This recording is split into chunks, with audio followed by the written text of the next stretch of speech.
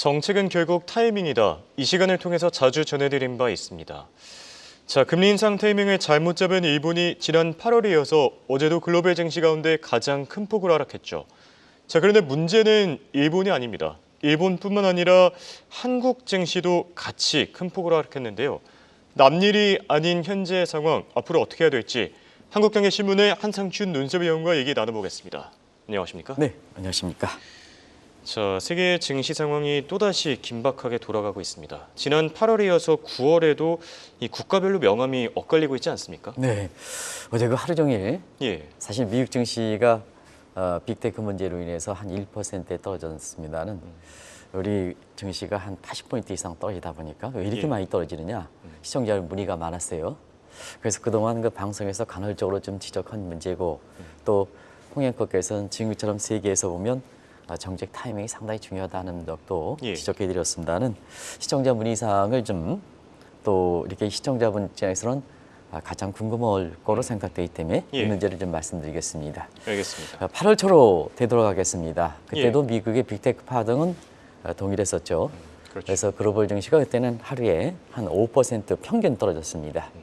이때의 그 국가별로 상당히 명암이 갈렸었는데요. 그 위에 그 많은 시사점을 던져줬죠. 그때 보면은 일본 증시가 뭐 기억나시겠습니다. 12.4% 폭락했었죠.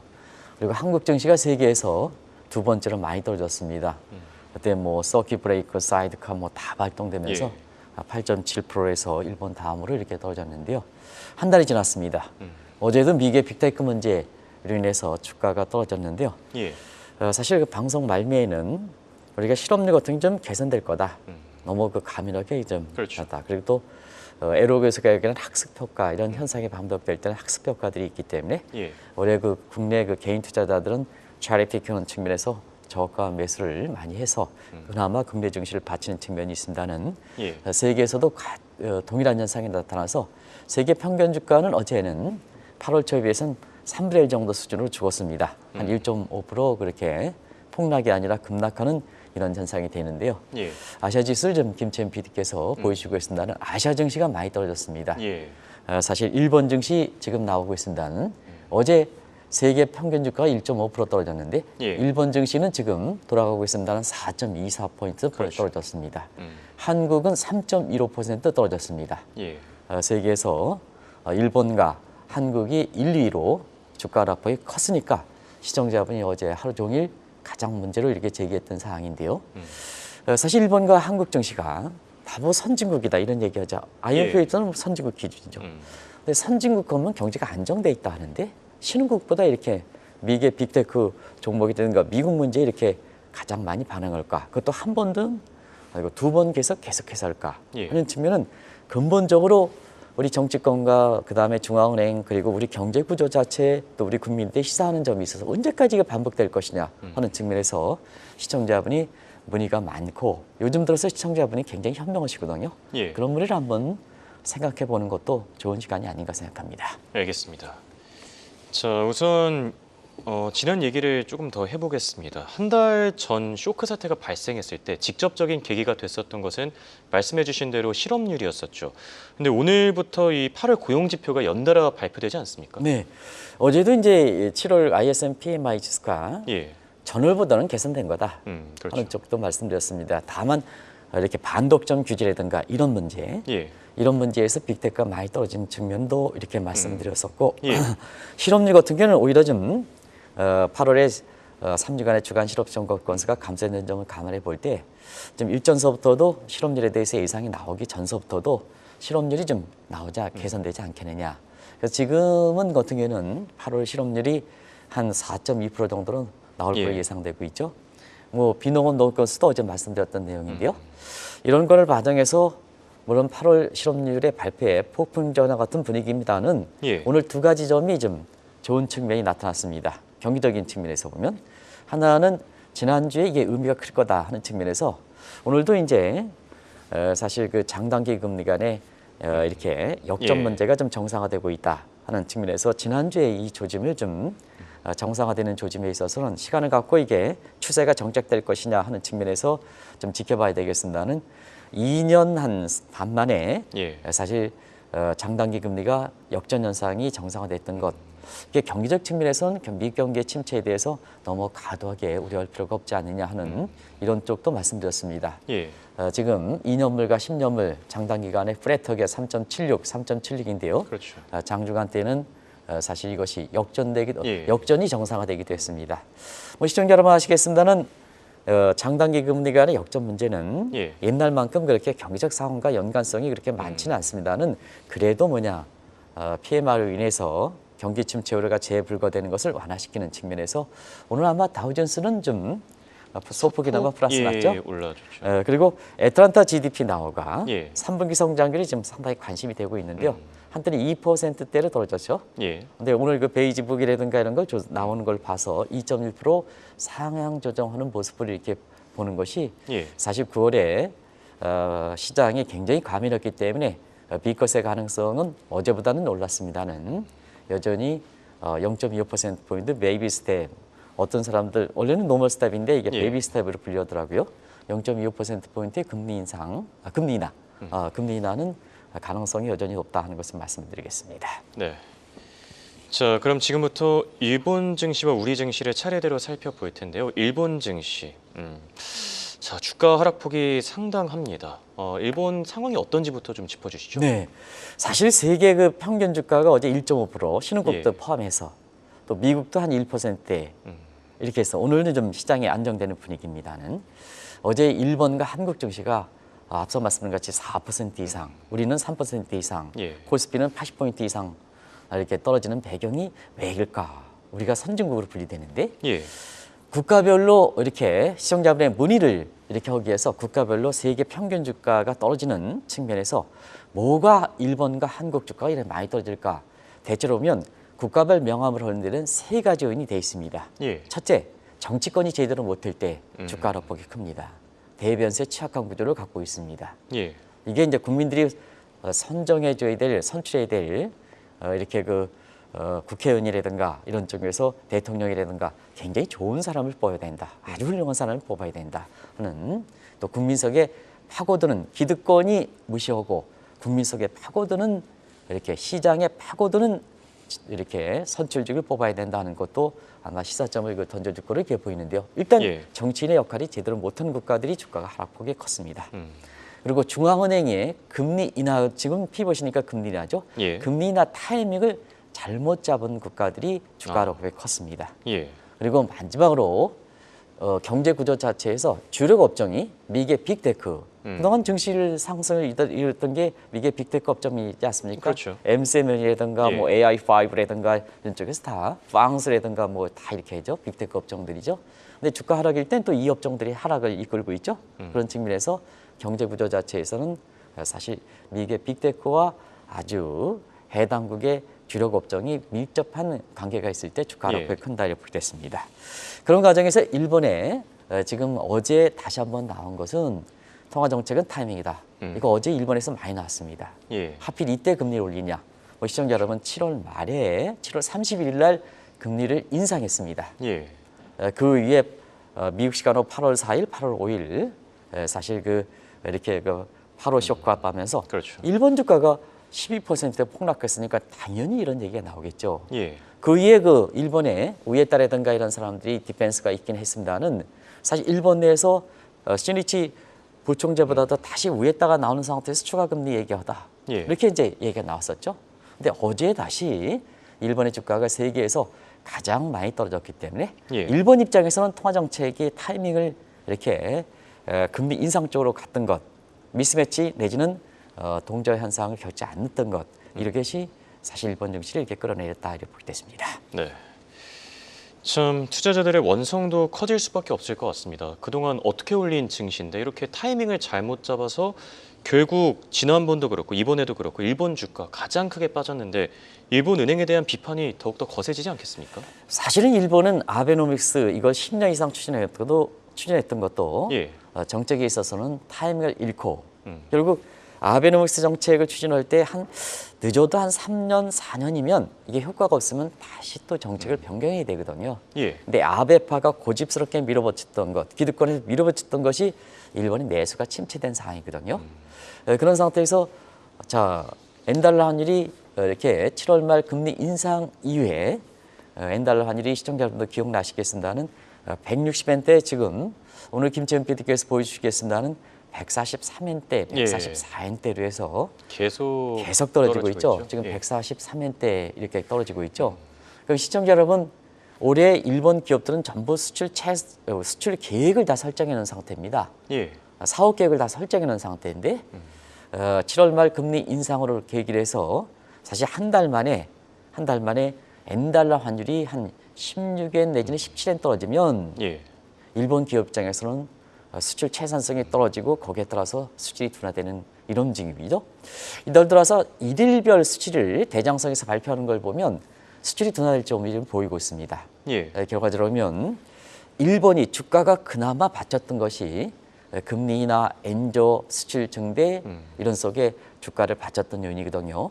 이게 다 지금은 무너지는 거 아니겠습니까? 금리 인하가 금리 인상 쪽으로, 그 다음에 엔저가 엔화 강세 쪽으로, 그리고 내수가 침체된 속에 수출 업종마저 둔화되니까 결과적으로 주가는 이렇게 8월 초에 12%에 이어서 이번에도 세계에서 가장 많이 이렇게 하락폭이 나오는 것이 아닌가 이렇게 보고 있습니다. 아무튼간에 이런 결정을 해서 지금 두 가지 점이 일본 내에서 이렇게 정치권을 중심으로 해서 있다 이렇게 보게 됐습니다. 이번에 그 주가가 세계에서 가장 많이 떨어지다 보니까 결국 9월 말에 사실은 기시다가 그렇게 권력력이 많은데도 불구하고 연임을 포기한다는 8월 초에 주가 폭락 이런 부분도 많이 영향을 받은 거거든요. 왜냐하면 금리 인상을 주장했던 시각이 기시다랑 그다음에 모세키 자민당 간사장이 아니겠습니까? 그렇죠. 근데 이번에 다시 또 세계에서 주가가 가장 많이 떨어졌단 말이에요. 그러면 뭐냐? 연임 이후에 사실 아베파가 다시 득세하지 않겠느냐 이런 쪽의 시각이 많고, 그다음에 일본 은행 내부에서도 자 8월 쇼크 이후에서 신이치 부총재는 이렇게 경제 여건, 금융시장 여건을 감안해서 추가 금리 인상 문제를 검토하겠다. 이것이 일본 증시를 안정시켰던 요인이거든요. 근데 그 위에다가 나와서 추가 금리 인상 문제에 대해서 얘기했던 시각이거든요. 그래서 9월 30일 날 일본의 총선 이후에 아베파 득세 이후에 사실 정치권도 재편이 되겠습니다는 일본 은행 내부에서도 사실 상당 부분 이렇게 재편이 있지 않겠느냐 하는 시각에서 일본은 지금 정치권이든 일본 은행이든 시장이든 굉장히 긴박한 상황을 움직이고 있다 이렇게 보게 됐습니다. 알겠습니다.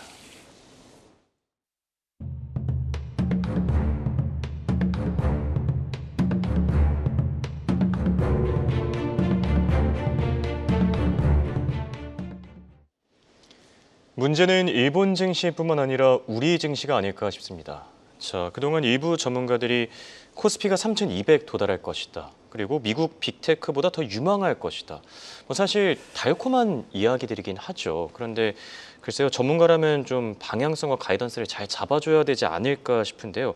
지금 한국 증시 많이 떨어지지 않았습니까? 네, 그런 모습은 뭐 유튜브 제목이라든가 또 이렇게 나와서 이렇게 얘기하고 8월 초 쇼크에서도 한국 증시가 취약하다는 걸 나타났는데 그 위에 이제 한국 증시가 좀 살아나니까 계속해서 이런 얘기를 좀 주장해서 어제 시청자분이 그렇게 문의가 있었던 것은 한 번 반복하고 또 이렇게 나왔다는데 이런 시각을 다시 낙관론 나오니까 또 다시 세계에서 2위 정도로 해서 주가 하락폭이 일본 다음으로 크다 보니까 아무래도 시청자분이 문의가 많이 나올 수밖에 없거든요. 그런 측면에서 체감적인 이렇게 코스피 하락폭은 8월 쇼크에 비해서 우리가 코스피 하락폭은 그때에 비해서는 좀 상대적으로 적긴 했습니다는 시청자분이 오는 체감적인 하락폭은 컸지 않았냐 하는 생각이 듭니다. 두 가지, 반복됐던 상황. 두 번째, 그럼에도 불구하고 한국 증시 낙관적 시각으로 봤던 시각들이 많거든요. 그런 측면에서 실망했다는 체감적인 하락폭은 큰 것이 아닌가 이렇게 보고 있습니다. 우리가 또 이제 8월 쇼크에서 분석할 때 한국 증시의 조로증은 조기 노화, 조로증은 우리 경제 펀더멘탈의 경제 조로증보다도 더 심하다 하는 말씀을 드렸습니다. 이 조로증이라는 게 뭐냐 하면 미국 증시가 올라갈 때 우리 증시가 올라가고 미국 증시가 떨어질 때 한국 증시가 떨어지는 폭 가지고 계산했는데요. 예를 들어서 우리는 경제 발전 단계가 미국보다는 아직까지 낮은 단계죠. 그러면 미국의 경제가 성장률이 올라갈 때 우리 성장률 더 올라가고 그다음에 미국 경제 성장률이 떨어질 때는 우리 성장률이 그보다 덜 떨어져야죠. 이게 젊음을 유지하는 사람들의 아주 예. 탄력도 아닙니까? 그게 리질런스가 있습니다. 근데 우리는 안 좋은 쪽으로 나온다. 나이에 비해서 탄력성이 적다. 이게 조루증이 되는 거죠. 조기 노화. 그래서 시청자 여러분도 뭐 다들 아실 겁니다. 예. 우리 증시가 미국 증시가 올라갈 땐 우리 증시는 상대적으로 덜 올라갔다가 사실 미국 증시가 빠질 때는 8월도 그렇고 그다음에 이번에도 그렇고 세계에서 2등 정도에서 가장 낮게 떨어지는 예. 이런 쪽의 모습이 바로 증시 조기 노화 조루증이다. 이렇게 보시면 아침부터 이제 이상한 용어긴 합니다는 제가 풀어서 말씀드리겠습니다. 조기 노화 현상이다. 이렇게 보시면 되겠습니다. 근데 이제 거꾸로 되는 것은 예. 자, 과거에도 이런 패턴이 있었습니다는 외환위기에도 이런 패턴은 다 있다는 것은 다 아실 겁니다. 근데 경제가 발전되는데 8월에 이후부터는 더 심하게 나타나는 얘기거든요. 아마 시청자 여러분 아시겠지만 떨어질 때 미국 주가가 떨어질 때 더 빨리 떨어진다. 그렇죠. 이거는 뭐 다들 경험하실 겁니다. 주가가 올라갈 때는 리지런스 복원적인 측면에서는 미국 주가보다도 상승하는 게 상대적으로 찌끔 올라간다. 그러면 이번에 내부적으로 우리 내부에 문제가 있다는 얘기입니다. 내부적으로. 이걸 미국 탓만 하면 안 된다는 얘기입니다. 우리 내부에 문제가 있어서 그것을 정치권이든 아니면 한국은행 입장이든 또 경우에 따라서 우리 국민의 모습이든 또 연기금의 문제지만 그쪽의 문제점을 찾아서 해결해야 이 반복되는 현상을 막을 수 있지 않습니까? 그런 것을 한번 시청자분의 문의 사항에 대해서 답변해 주는 것이 한국경제TV의 역할이 아닌가 하는 생각이 듭니다. 네, 맞습니다. 문제를 뭐 외부에서만 찾지 말고 내부에서도 좀 잘 찾아볼 필요가 있겠는데요. 자, 방금 전에 얘기하신 뭐 조로증, 뭐 조기 노화 현상, 특히 지난 8월 이후 더 심해지는 게 느껴지거든요. 어떻게 보시죠? 미국의 빅테크가 어려우면 한국 증시로 온다. 뭐 교수께서 그런 식으로 얘기했죠. 뭐 그건 뭐 다들 알려진 사실이기 때문에 제가 익명으로 그렇게 얘기하겠습니다. 근데 그렇지는 않습니다. 이번에 8월과 9월을 보면 우리는 미국과 대체 관계인 디커플링이 아니라 디커플링이 아니라 일방적 커플링 관계입니다. 일방적 커플링 관계입니다. 왜 그럴까 하는 측면에서는 1997년 그때 윈블던 현상, 외국인이 한국에 차지하는 비중이 높은 윈블던 현상 그때도 심했습니다는 이번에도 심하죠. 근데 어떤 형태냐? 그때는 한국 투자자들이 밖에 나가지 않았습니다. 또 연기금도 한국 증시를 지키고 노후를 위해서 그랬습니다. 근데 사실 이번에 윈블던 현상은 왜 이렇게 심화되느냐? 두 가지. 외국인들의 비중은 그때 들어오는 것보다 상대적으로 그렇게 많이 들어오진 않았습니다. 근데 한국 투자가들이 밖에 나갔다는 얘기거든요.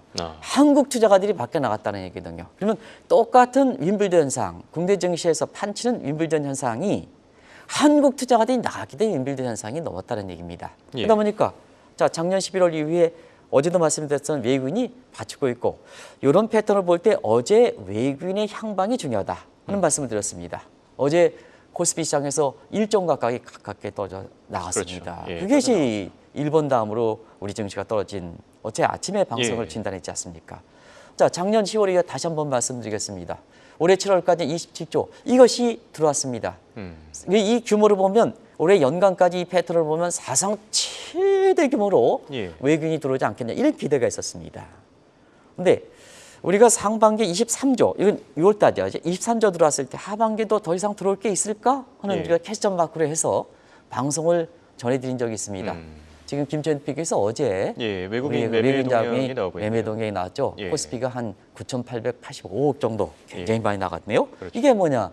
코스피가 4% 이상 폭락시키는 원인이죠. 그렇죠. 근데 8월 이후서부터는 7월까지 27조 들어왔던 것이 결과적으로 보면 8월 때 서든 스타일 발생했거든요.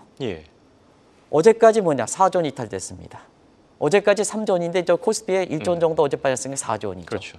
그게 삼성전자, SK 여기에 집중해서 매도했다는 얘기거든요. 그다음에 코스피는 떨어질 수밖에 없죠. 그래서 똑같은 윈블던 현상이라도 정치권과 정책당국 입장에서는 똑같은 윈블던 현상이라고 해도 질적이 다르다. 1996년에는 우리 국민들 그다음에 기관들이 한국을 지켰다. 근데 이번엔 다 나가고 있다. 근데 외국인이 지키고 있다. 근데 외국인이 빠져나간다. 우리 증시가 4월 때리는 점을 해서 싱크홀형 우리 증시에 대해서 어려운 거 기억나십니까? 예, 기억나죠. 그래서 싱크홀령 이게 좀 앞으로 증시에서 문제가 될 것이다 하는데요. 항의는 많이 받았습니다는 8월 이후에 그런 현상이 나타나는 것이 아닌가 생각합니다. 네. 확실히 주인이 자리를 지키고 있어야지 증시도 좀 온전할 텐데요. 지금 주인도 없고 외국인도 떠나려고 하고 이런 문제들을 근본적으로 해결하려면 어떤 구조적인 차원에서의 해결책들이 필요하지 않겠습니까? 네.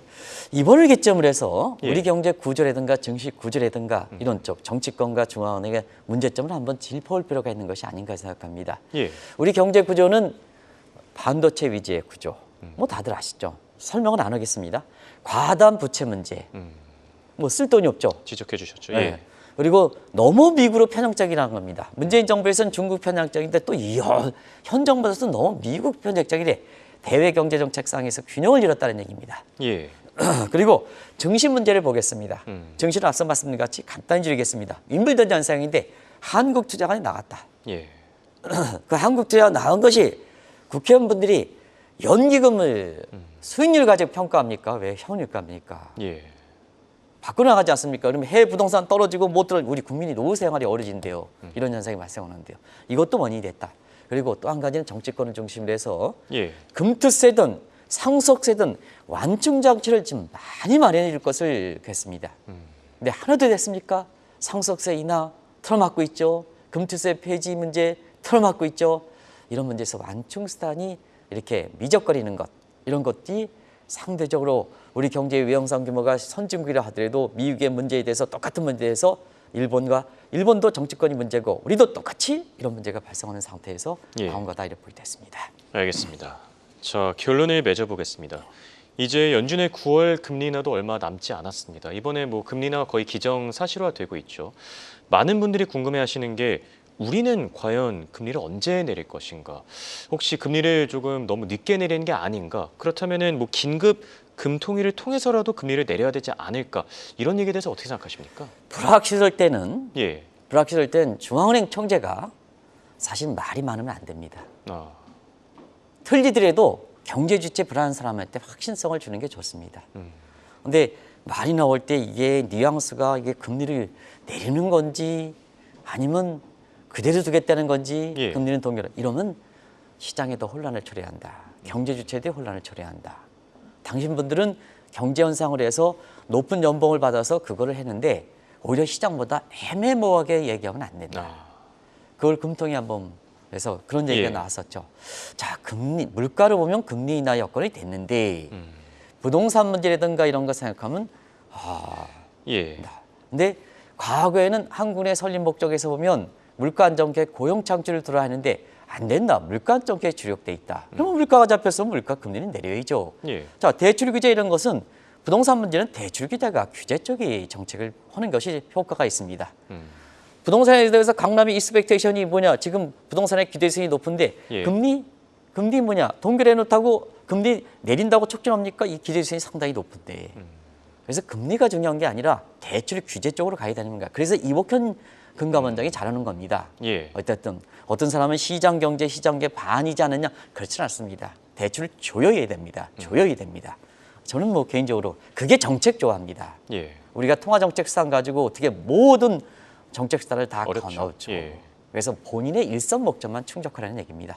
자, 그런 상태에서 우리가 결과적으로 보면 9월달 페드 회의에서 금리를 인하하면 미국이 예. 결과적으로 보면 가장 늦게 금리를 내리는 겁니다. 한국 경제 좋습니까? 증시는 일본의 다음에 세계에서 보면 두 번째로 이렇게 떨어지는데요. 예. 개인적으로 보면 금통위가 10월에 있습니다. 우리가 8차례니까 좀 9월이라도 이미시에이가 필요한 것이 미국이 아니라 예. 한국이다. 한국이다. 좀 이렇게 10월에 너무 늦다. 금투세 문제도 그것이 어떤 쪽이든 간에 빨리 좀 정리해 주십사 하는 예. 쪽도 오늘 말씀드리도록 하겠습니다. 알겠습니다. 자, 이렇게 구조적인 문제들이 해결돼서 한국 증시 빨리 살아나길 진심으로 바랍니다. 지금까지 도움 말씀의 한국경제신문의 한상춘 논설위원이었습니다. 대단히 고맙습니다. 네, 고맙습니다.